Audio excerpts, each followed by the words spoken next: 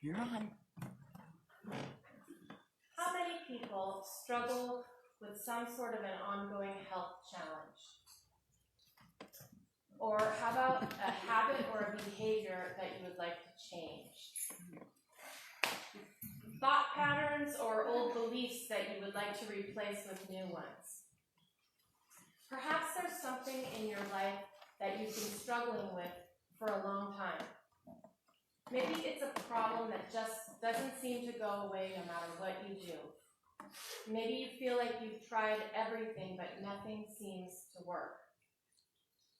Perhaps if it's been going on for a long time, you even feel so overwhelmed by the problem that you simply don't know where to start. Well, the Bible tells the story of just such a man. It's in the 5th chapter of the Gospel of John. So Jesus has gone up to Jerusalem for a feast of the Jews. And he comes to a pool, and lying all around the pool are disabled and sick people. It says that they were blind, lame, and paralyzed. And there's one man there who's been ill for 38 years. And so Jesus goes up to the man, and he says to him, "Do you want to be made well?" The man doesn't answer yes or no, but instead says, "Sir, I have no one to put me into the pool when the water is stirred up. And while I'm making my way, someone else steps down ahead of me." Well, Jesus looks at him and says, "Stand up, take your mat, and walk." Well, the man is healed, and he indeed stands up, takes his mat, and begins to walk. Well, it just so happened that it was the Sabbath when this happened. And so shortly after that, some Jewish religious authorities come to the man and they say to him, "What are you doing carrying your mat? It's the Sabbath." And he says, but that man told me to. And he says, "The man that healed me told me to get up and take my mat." And they say, "Who was it?" And he says, "I don't know," because Jesus has slipped away, and so he doesn't know who it was that healed him. Well, later on, Jesus finds the man in the temple, and he says to him, "See, you've been made well. Do not sin anymore, so that nothing worse happens to you." So this is the story, and last week we spent quite a bit of time talking about different ways that Unity approaches Bible interpretation. So I'm not going to go into any of that today. You're welcome to go back if you missed it and watch my sermon from last week.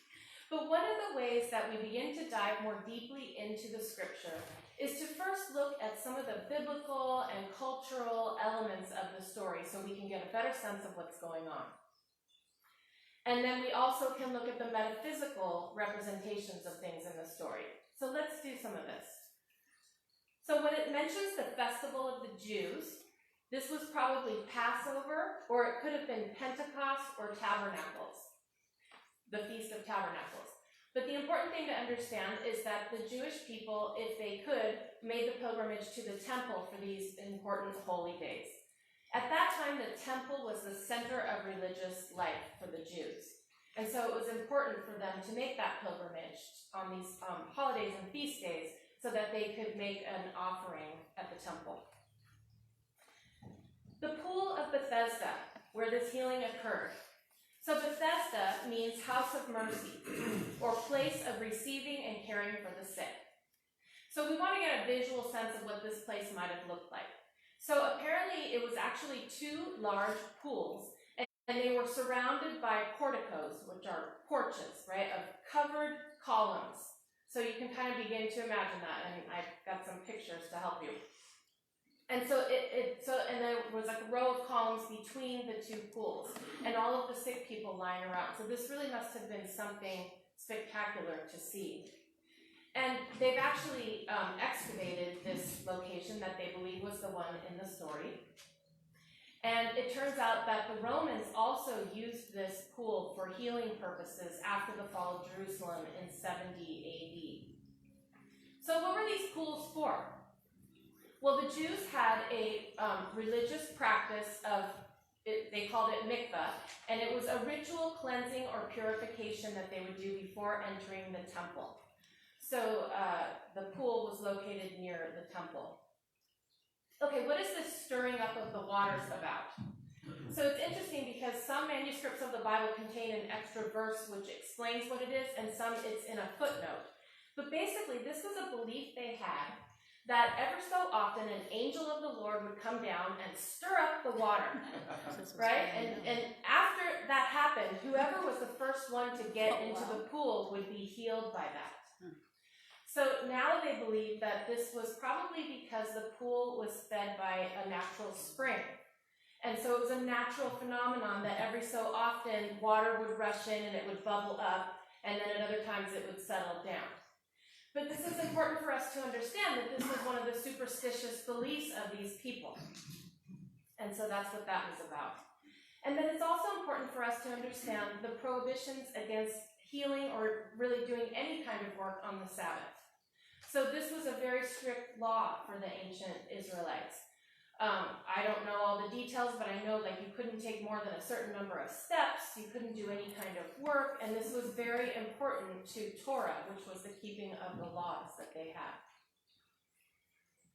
So now let's look quickly at some of the metaphysical meanings. And last week I talked about how in Unity we have these two books, the Revealing Word and the Metaphysical Bible Dictionary, that were written by Charles Fillmore, our co-founder. And they are incredible masterpieces of work that contain metaphysical, symbolic meanings of pretty much everything, all of the proper nouns and many of the common nouns that you find throughout the Bible. So if we look in the Metaphysical Bible Dictionary, we find that Jerusalem represents the spiritual center in consciousness. So it was the center of religious life, so it represents the spiritual center in consciousness. And this feast in Jerusalem that they were going to represents a receptive state of mind toward all spiritual good. So imagine that you're going to feast on your good. You're receptive. The pool represents the realization in consciousness that our life is being constantly purified, healed, and made new by the activity of mind. So this means that with our thoughts, by correcting our thoughts and getting into right consciousness, we can purify and heal the body. So the 5 porticos or porches that went around the pool, these refer to the 5 senses, or they symbolize the 5 senses. And so for me, this also means that they're talking about sense consciousness, okay, what we can feel and touch and hear and see rather than the spiritual realm. Illness results from our failure to adjust our mind to divine mind. When the sinning state of mind is forgiven and the heavenly state of mind established, man is restored to his primal and natural wholeness. So again, it's about our consciousness. And finally, the Jews symbolize our established religious thoughts and systems of worship. So for example, they had these restrictions on the Sabbath. So those were very entrenched, established beliefs that they had at that time. Okay, so now that we've done that, and if we were doing this in a workshop format, which they do in many churches, have Sunday workshops, we would spend a lot of time geeking out on all this stuff because it's really kind of fun and you can look in the archaeological Bible dictionary and all kinds of stuff. We won't do that today. I did that in preparation for this. I did it for you. Okay, so we talked a lot about Bible interpretation last week and what we can get out of it. Why do we even care about these stories? Bible interpretation is at its most powerful when it causes us to think, when it causes us to ask ourselves tough questions. This is how we get these insights from these stories that can be life-transforming.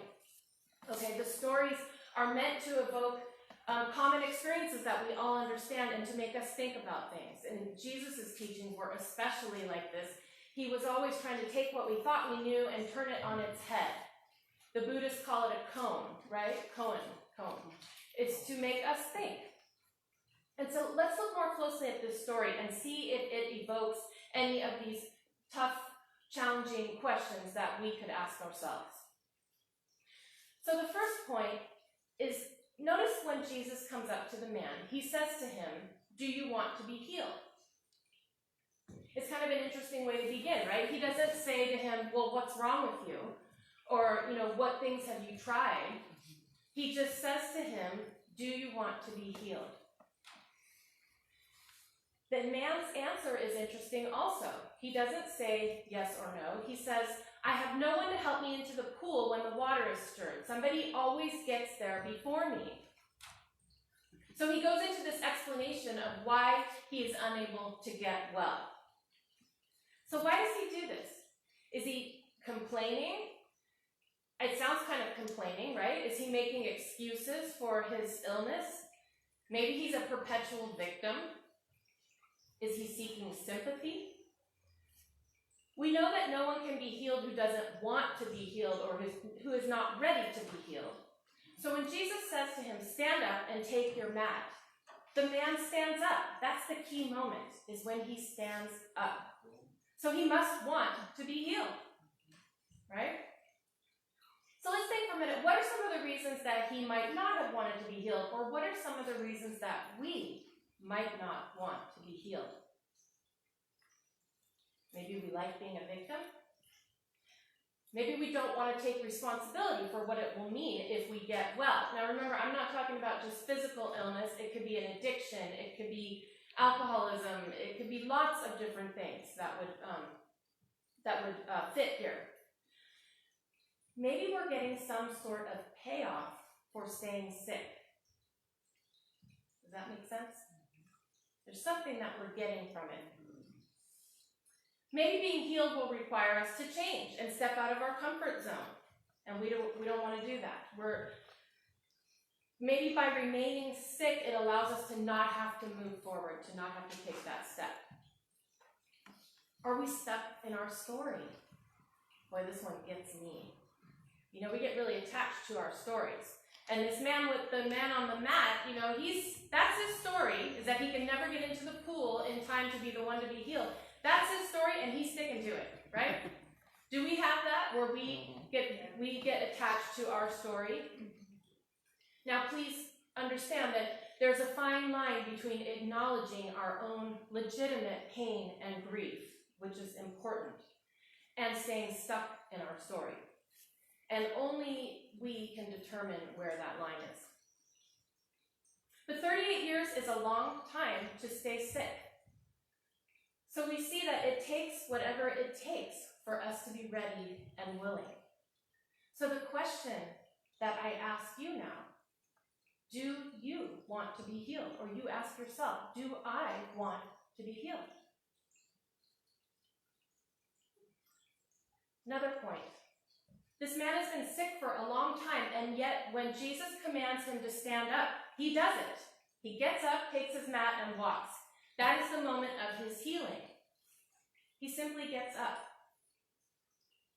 Doesn't it sometimes take us a long time before we are willing to take action? I know sometimes I gotta get really in a lot of pain before I'm willing to take action. So we must be willing to change, to be healed, to take responsibility, to move forward. In many of Jesus' healings, he gives the credit to the person for their faith. It's seen over and over throughout the Gospels. When he healed the woman with the hemorrhage, he said, your faith has made you well. He didn't say, I healed you. He said, your faith has made you well. So I believe what Jesus is saying is, you played a role in this. I did not do this to you, but rather through you. I helped you believe, but your faith, your participation is what healed you. So, am I willing to participate in my own healing? Do I want to be healed? And am I willing to participate in my own healing? The man's explanation for why he has remained sick is that he can never get into the pool on time. So we see that his faith is in the stirring up of the waters. His faith is in this superstition. He's not putting his faith in God. He's not putting his faith in himself. It's all caught up with this process of the angel stirring up the waters. So he's looking for something outside of himself to heal him. Could this be a metaphor for how we sometimes put our faith in the wrong things? So this is a place where we can ask ourselves, am I putting my faith in the wrong things? The man has been sick for so long that maybe it has become his new normal. Sometimes we get so worn down by the struggle of something, and I totally understand this, that we just can't get it together. We just don't even know how to begin. Maybe that's how this man felt after being sick for 38 years. Can anyone relate to that? Just so worn down by the problem. Maybe he's tried to get better of his own accord, on his own. Maybe he's done various things, but without a spiritual basis. He needs help. He can't do it himself. His human ways of trying to find healing have failed. He needs a spiritual solution, right? If you look at it, all Jesus really does is give him faith. Jesus doesn't lay hands on him. He doesn't, in one of the stories, he mixes mud with saliva and puts it on the man's eyes. He doesn't do anything like that in this story. He doesn't pray over him. He doesn't make any pronouncements. He simply says, stand up and walk. Maybe that is just the faith that this man needed. Just as we need a higher power, we need God, we need divinity, we need our higher selves. It is not our human self that heals us, right? We don't heal from, small s self, Michelle, human. That's not where we heal from. We heal from our Christ self. We heal from our divinity. I've been in AA for a long time, and some of you are probably familiar with the 12-step, but it's a common thing that they say in the 12-step that all of our human efforts failed us. We couldn't get sober until we sought a spiritual solution. So you can ask yourself, am I trying to do it myself? Am I putting my faith in the wrong things? Am I trying to do it myself? Am I forgetting that I do not heal from my human self, but from my Christ self? Again, what role did Jesus play in this healing? And why, after all this time, was this man able to get up and walk? Maybe he needed someone else to believe in him. Have you ever had that where you just couldn't, you're trying to do these affirmations, you're trying to have positive thinking, but you just can't get there. Sometimes you just can't get there. But if someone else can get there for you, they can hold that for you. That's what we do in prayer. Prayer in unity is joining with someone else who is going to hold a higher concept than you are currently capable of holding for yourself. And that's what we do for one another in this church. Some days I'm going to be up, some days I'm going to be down. You're going to be up, you're going to be down. But when some of us are down, the others are holding the others up. We hold that high watch for one another. So this is what Jesus did. This man had been sick for 38 years, but Jesus held a higher vision for him than he was capable of holding for himself. And that is what healed him. So to me, this is a metaphor.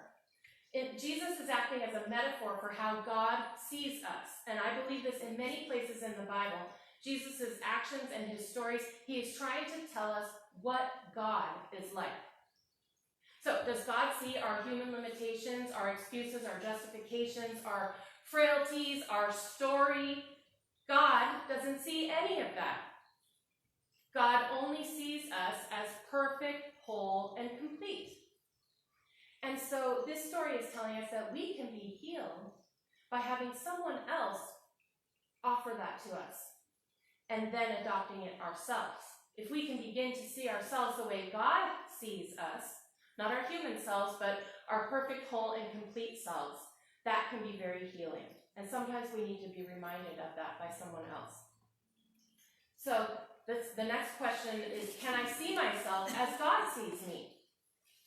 Can I hold that vision for myself? Maybe I can even hold it for someone else. Okay, what about the man's reaction? And I read a lot of different commentaries about this, and one of the things I was reading was saying, look, this guy was not even grateful, right? And when Jesus asked him if he wanted to be healed, he didn't even answer him. He just goes right into his explanation of why he can't be healed. He doesn't act grateful. He's not helpful. You could look at it this way. This is just one way of looking at it. And yet, Jesus healed him anyway. And later in the story, if you read on, you find out that he actually identifies Jesus to the authorities, which was set into motion. I mean, it was one of the various things that set into motion what ultimately got Jesus killed, because he was healing on the Sabbath. He was breaking these important laws of the Jews. That was a crime punishable by death then. Okay, so he didn't act deserving, and yet Jesus healed him anyway. Could that be the point of the story, or one of the points of the story? So it's an example of that. Jesus is the one showing that unbounded compassion. But again, Jesus is trying to show us what God is like. That unbounded compassion and grace that we don't have to be deserving of. Because God's grace is not earned. We don't have to do anything to earn. In fact, we cannot earn God's grace. It is simply already offered to us freely. Healing is offered to us freely. So ask yourself, do I feel worthy of being healed? Maybe I'm not healing because I don't think I deserve to be healed. But God's grace doesn't concern itself with whether we deserve to be healed or not. Okay, and the final point is when Jesus encounters the man later in the temple, he says to him, "See, you've been made well, but do not sin anymore, lest worse things happen to you." Now this seems very strange, right? And in unity we get all averse to the word sin. But sin in unity refers to error consciousness. When we're out of alignment, when our thoughts are leading us in the wrong direction. And so he tells the man, you've got to change. I healed you, but if you don't change, something even worse is going to befall you. And it's not a threat. It's just a simple statement.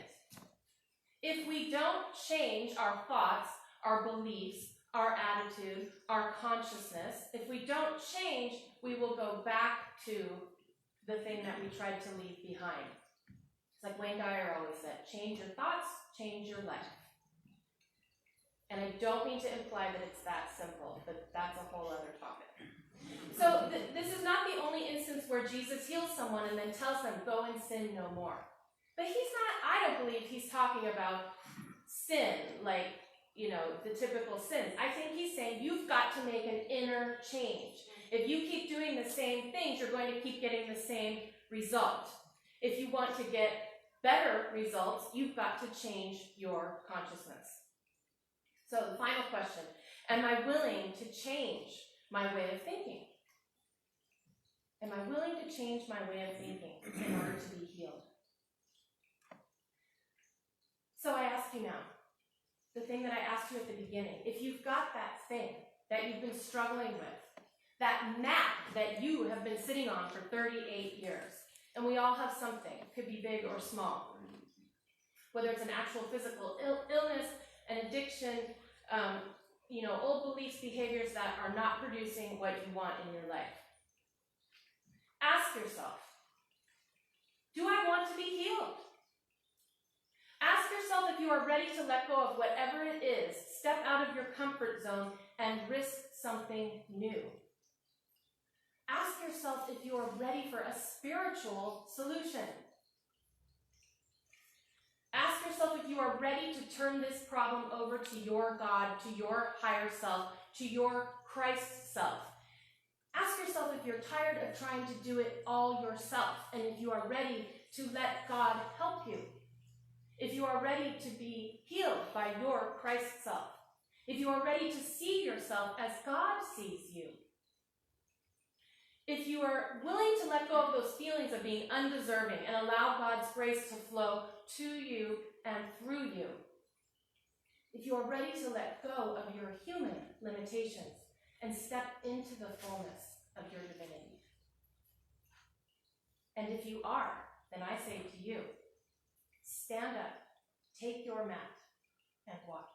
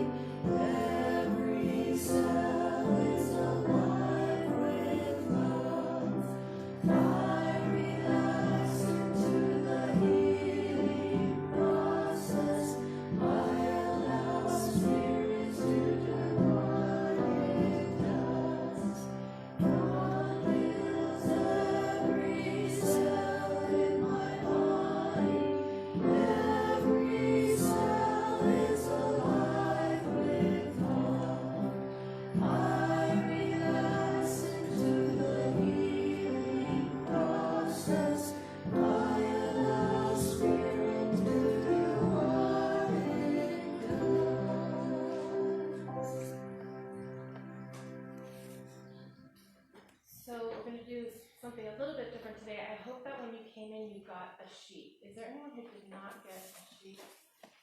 Okay, where's our ushers? Ushers. Susan. A couple people didn't get a sheet. Would you mind getting them one? Okay, so we talked last week about minutic interpretation. No, you can turn it, you can keep it off. I think we can see without it. Okay. So, if you get any insights or ideas that you'd like to jot down during this meditation, that's what that is there for. If you want to take it with you and jot the things down later, that's fine too. But I wanted you to have this. Okay. Please turn the lights off. Off, please. Thank you. It was Kathy that did it.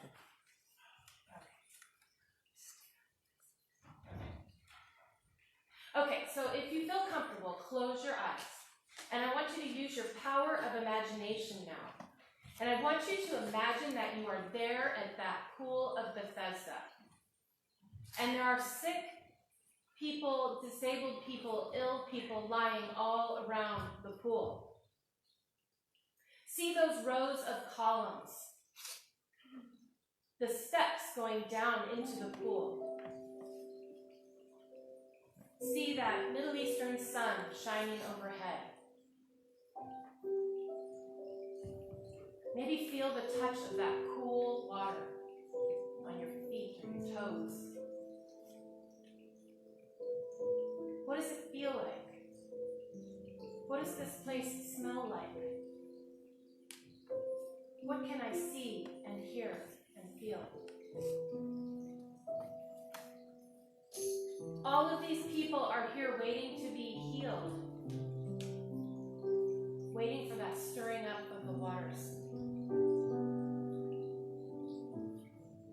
Now I want you to imagine yourself sitting there on your mat.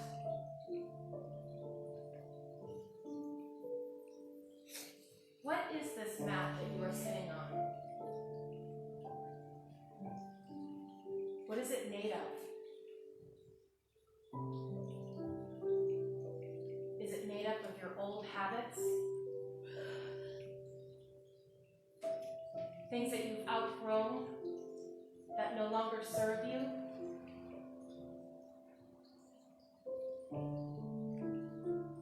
Is it made up of your self-imposed limitations? Old beliefs about yourself? Perhaps feelings of unworthiness? Or maybe it's made up of your complaints, your excuses, your avoidances. Is this mat made up of all of your fears and anxieties knitted together?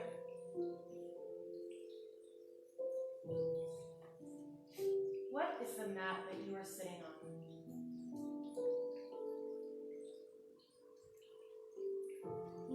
And as you bring to mind whatever that issue is that's alive for you right now, ask yourself, do I want to be healed?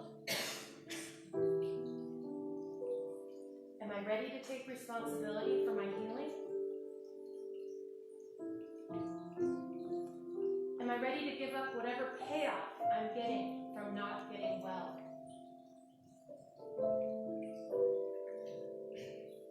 What am I putting my faith in?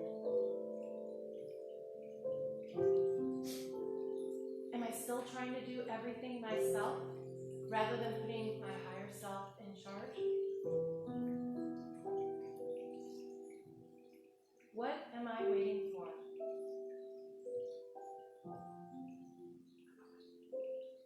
What is it that I need in order to stand up and receive my healing? What do I need to release or let go of?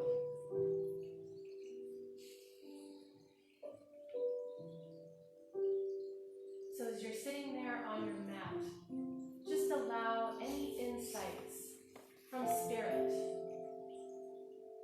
to come to you freely.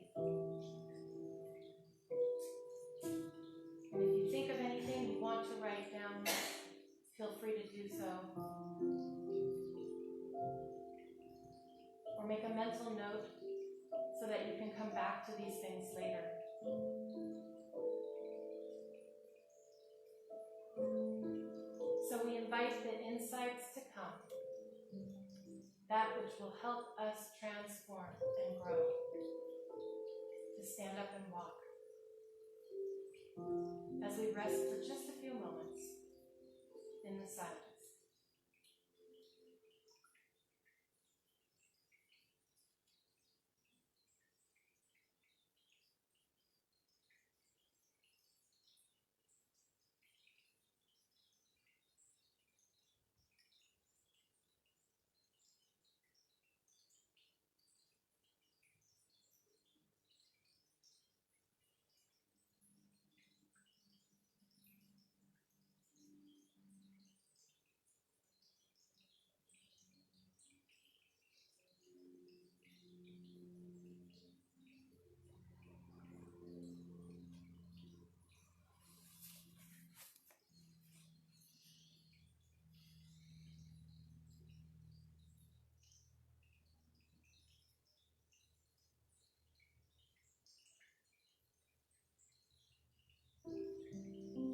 So if you've had any insights, be sure to jot down at least a few words that will help you remember.